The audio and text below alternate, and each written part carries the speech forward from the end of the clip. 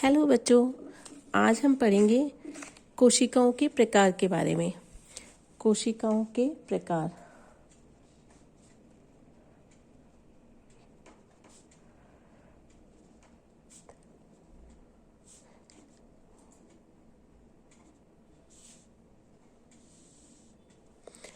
कोशिकाओं के प्रकार में जो सबसे पहले हम पढ़ेंगे वो हम पढ़ेंगे कोशिकाओं के प्रकार केंद्रक के आधार पर। केंद्रक के आधार पर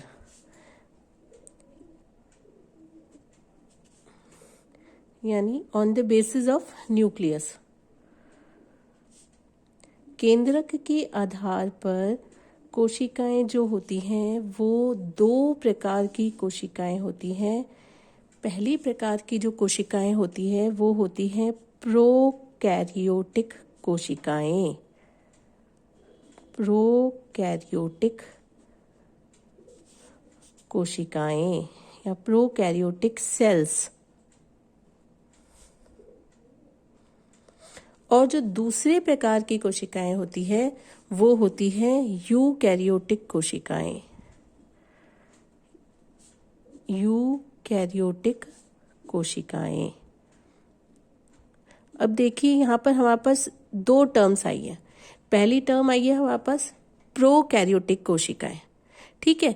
तो प्रोकैरियोटिक में जो ये वर्ड है प्रोकैरियोटिक, ये दो शब्दों से मिलकर बना है। पहला शब्द तो क्या है यहाँ पर प्रो। प्रो मतलब होता है प्रिमिटिव। अपन इंग्लिश में जो वर्ड बोलते हैं प्रो, इसका मतलब होता है प्रिमिटिव, है ना। प्रिमिटिव मतलब प्राक, आद्य प्रकार की।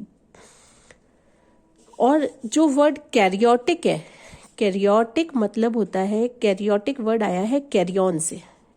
कैरियन का मतलब होता है केंद्रक। तो यहाँ पर प्रो और कैरियन का जब हमने मीनिंग लिया तो उससे हमें पता चलता है कि जो प्रोकैरियोटिक कोशिकाएं होती है उन कोशिकाओं के अंदर जो केंद्रक होता है वो बहुत प्रिमिटिव प्रकार का होता है, प्राक प्रकार का होता है, आद्य प्रकार का होता है। अब दूसरी तरफ हम आए यूकैरियोटिक कोशिकाओं के ऊपर, है ना। तो यूकैरियोटिक, अगेन यूकैरियोटिक के अंदर दो शब्द है, यू और कैरियन।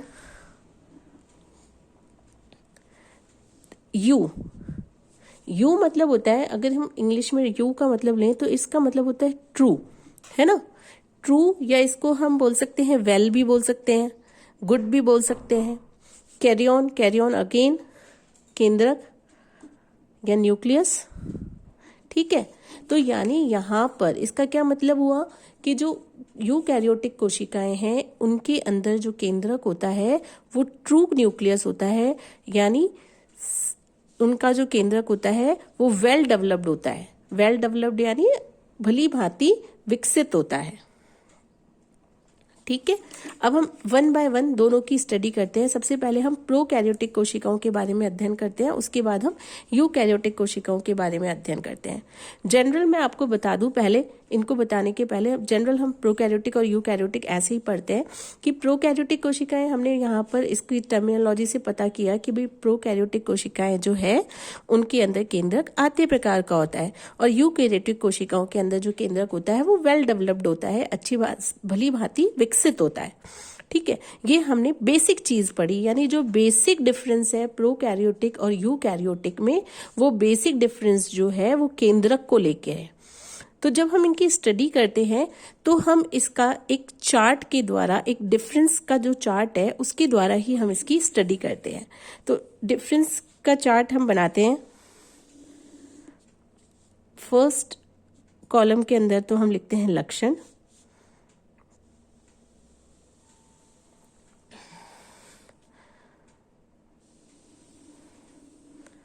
सेकेंड कॉलम में हम लिखते हैं प्रोकैरियोटिक,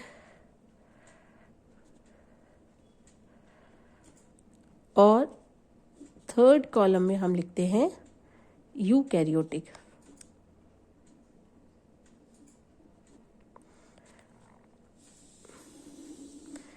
अब हमने ऊपर बताया कि प्रोकैरियोटिक और यूकैरियोटिक में जो बेसिक लक्षण है वो बेसिक लक्षण जो है वो केंद्रक को लेकर है। तो सबसे पहला जो है पॉइंट हम केंद्रक का ही देते हैं, यानी न्यूक्लियस। केंद्रक जो होता है इसमें स्पष्ट केंद्रक का अभाव होता है, स्पष्ट केंद्रक का अभाव।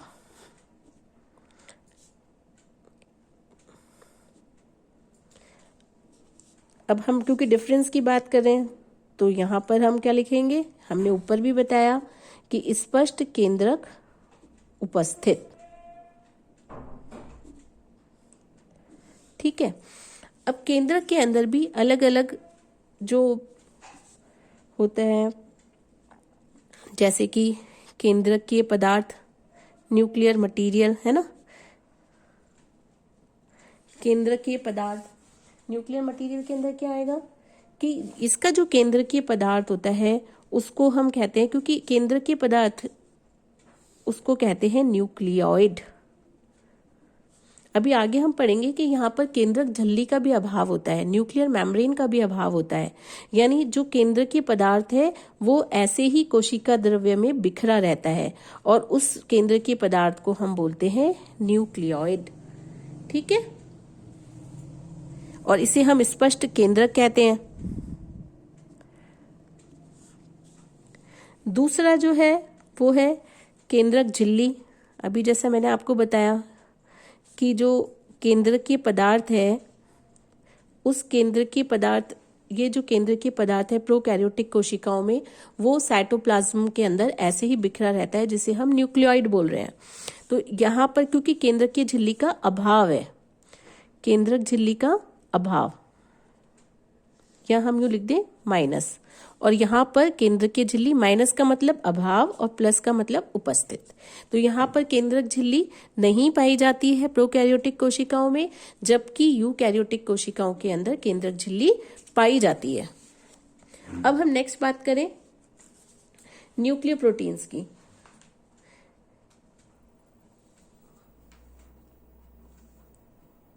न्यूक्लियर प्रोटीन्स के अंदर आ गया हमारे पास हिस्टोन। यहाँ हिस्टोन का अभाव होता है, जबकि यहाँ हिस्टोन प्रोटीन पाया जाता है। ये हिस्टोन प्रोटीन जब आप आगे केंद्रक की स्टडी करेंगे तब आप वहां पर पढ़ेंगे कि डीएनए के साथ एक प्रोटीन पाया जाता है जिसे हम हिस्टोन प्रोटीन कहते हैं। तो जो प्रोकैरियोटिक कोशिकाएं होती है वहां पर हिस्टोन प्रोटीन जो होता है वो अनुपस्थित होता है, जबकि जो यूकैरियोटिक कोशिकाएं होती है वहां पर हिस्टोन प्रोटीन जो होता है वो उपस्थित होता है। अब हम बात करें डीएनए की।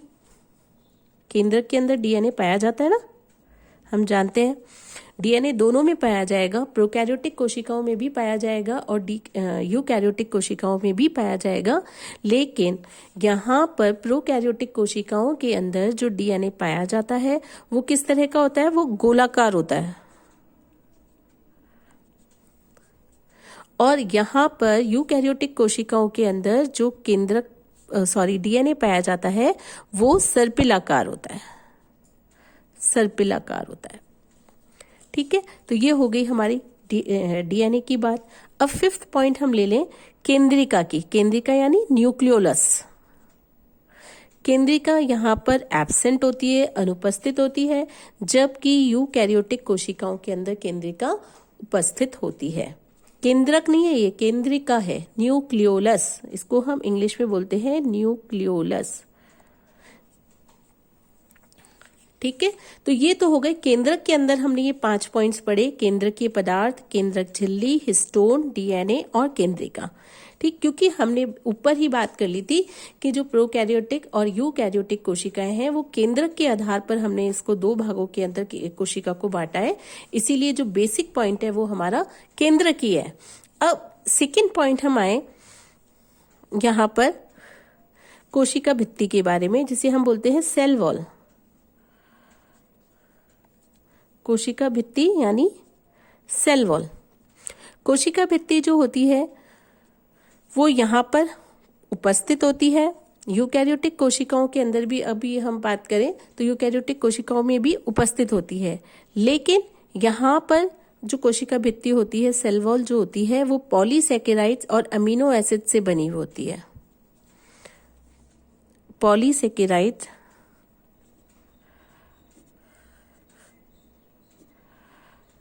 व अमीनो अम्ल, अमीनो एसिड्स, है ना। से बनी होती है। और यहाँ पर जो कोशिका भित्ति होती है, जैसे आप आगे पढ़ेंगे कि यूकैरियोटिक कोशिकाओं के अंदर प्लांट सेल्स आएंगी, पादप कोशिकाएं आएगी और जंतु कोशिकाएं आएगी। तो जंतु कोशिकाओं में तो सेल वॉल जो होती है वो अनुपस्थित होती है, कोशिका भित्ति अनुपस्थित होती है, लेकिन प्लांट सेल्स के अंदर, पादप कोशिकाओं के अंदर सेल वॉल पाई जाती है। तो ये जो सेल वॉल होती है वो मुख्यतः किसकी बनी होती है? सेल्यूलोज की बनी होती है, मुख्यतः सेल्यूलोज की बनी होती है। ठीक है, यहां पर जैसे फंजाई भी आते हैं यूकैरियोटिक कोशिकाओं के अंदर, फंगस, कवक भी आते हैं। तो फंजाई के अंदर जो सेल वॉल होती है वो काइटिन की बनी होती है। हम जनरल जब बात करते हैं तो हम मेजर ग्रुप लेके बात करते हैं। तो मेजर ग्रुप यानी प्लांट ग्रुप, प्लांट हो गया यहाँ पर, तो प्लांट्स के अंदर ये सेल्यूलोज की बनी होती है। अब हम बात करें कोशिकांग की, यानी सेल ऑर्गेनल्स।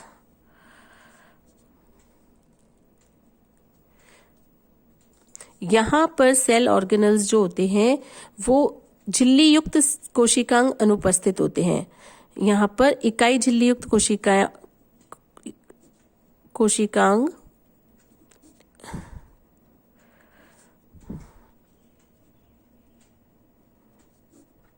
अनुपस्थित होते हैं, जबकि यहां पर झिल्ली युक्त कोशिकांग पाए जाते हैं। इकाई झिल्ली युक्त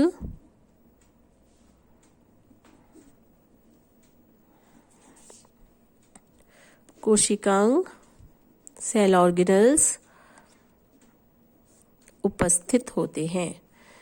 ठीक है, ये हमने अभी तक पढ़े 3 पॉइंट्स। अब हम आगे पढ़ते हैं।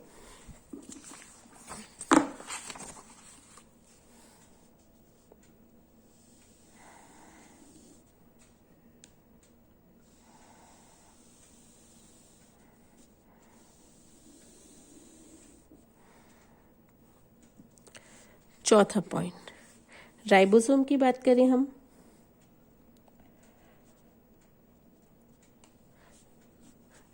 राइबोसोम दोनों के अंदर उपस्थित होते हैं, यानी प्रोकैरियोटिक के अंदर भी उपस्थित होते हैं और यूकैरियोटिक के अंदर भी उपस्थित होते हैं।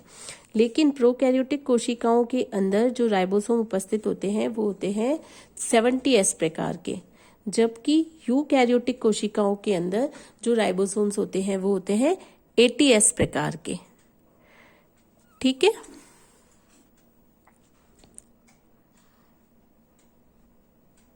अब हम नेक्स्ट पॉइंट बात करें रिक्तिकाओं की, वैक्यूल्स की। रिक्तिकाएं यानी वैक्यूल्स।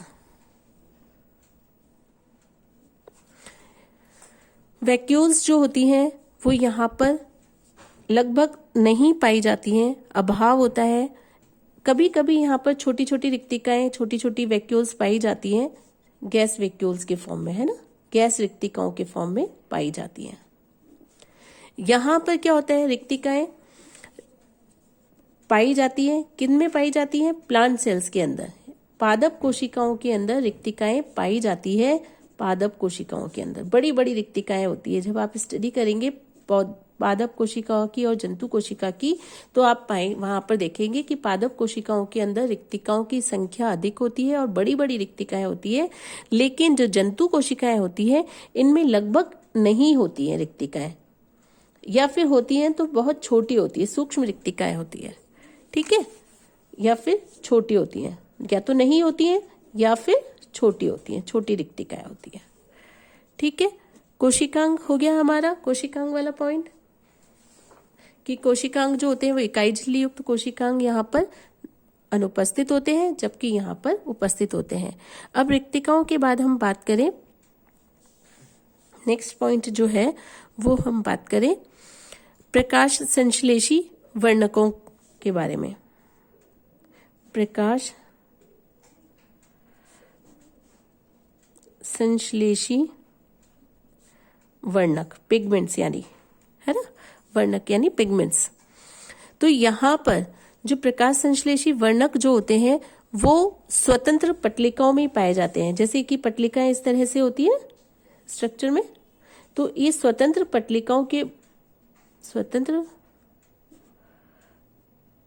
पटलिकाओं पर उपस्थित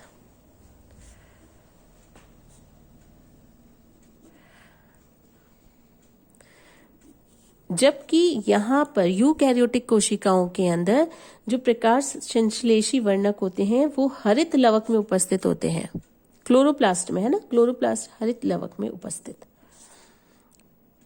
क्लोरोप्लास्ट एक कोशिकांगक होता है, इस तरह की स्ट्रक्चर होती है, उसके अंदर ये इस तरह से ग्रैना होते हैं, यहाँ पर ये प्रकाश संश्लेषी वर्णक होते हैं। ठीक है, यहाँ पर क्योंकि क्लोरोप्लास्ट या इकाईबद्ध इकाई झिल्ली युक्त कोशिकांगक अनुपस्थित होते हैं तो ये स्वतंत्र पटलिकाओं पर ही प्रकाश संश्लेषी वर्णक पाए जाते हैं।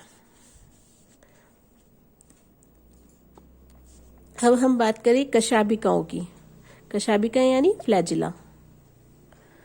कशाभिकाएं जो होती है वो यहाँ पर सरल प्रकार की कशाभिकाएं होती है जिनमें 0+2 अरेंजमेंट होता है। व्यवस्था जो होती है वो 0+2 अरेंजमेंट होता है, जबकि यहाँ पर जो कशाभिकाएं होती है, फ्लैजिला जो होते हैं, कशाभिकाएं मतलब फ्लैजिला, यहाँ पर जो कशाभिकाएं होती है उसमें 9+2 अरेंजमेंट होता है।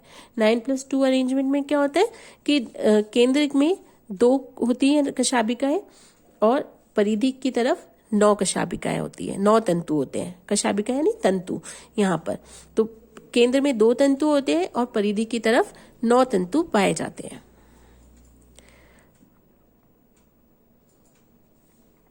फिर नेक्स्ट पॉइंट है ईटीएस या श्वसन तंत्र। ETS electron transport system.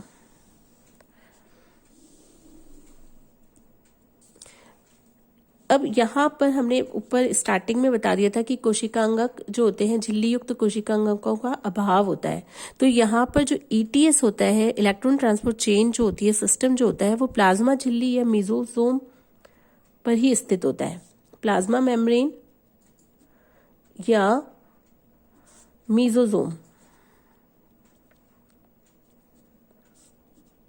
पर स्थित होता है, जबकि यहाँ पर यानी यूकैरियोटिक कोशिकाओं के अंदर जो ईटीएस सिस्टम होता है, इलेक्ट्रॉन ट्रांसपोर्ट चेन होती है, वो कहाँ पर स्थित होती है? माइटोकॉन्ड्रिया के अंदर, माइटोकॉन्ड्रिया में उपस्थित। माइटोकॉन्ड्रिया में उपस्थित।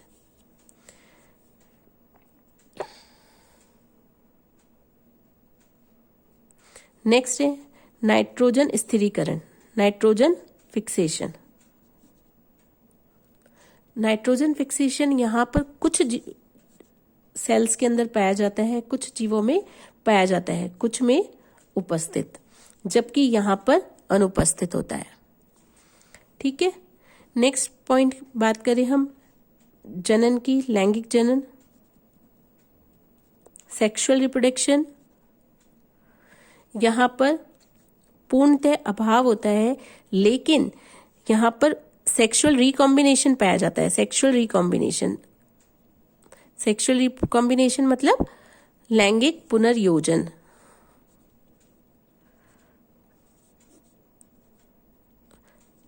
बैक्टीरिया के अंदर पाया जाता है। इसमें 2 सेल्स जो होती हैं वो आपस में जुड़कर सेक्सुअल मटेरियल का आदान प्रदान कर लेती हैं। ठीक है, लैंगिक पुनर्योजन। यहाँ पर लैंगिक जनन पाया जाता है, प्लांट्स में भी होता है और एनिमल्स में भी होता है। कुछ फंजाई होते हैं, कुछ फंजाई के सदस्य होते हैं जिनमें लैंगिक जनन अब का अभाव होता है। इतनी ज्यादा हमें डिटेल में जाने की अभी जरूरत नहीं है। अब हम नेक्स्ट बात करें उदाहरण की। उदाहरण यहाँ पर क्या क्या हो गए? एक तो जीवाणु हो गए, माइकोप्लाज्मा हो गया,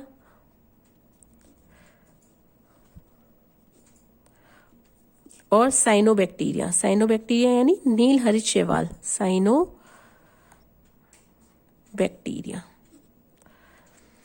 यहां पर क्या हो गया?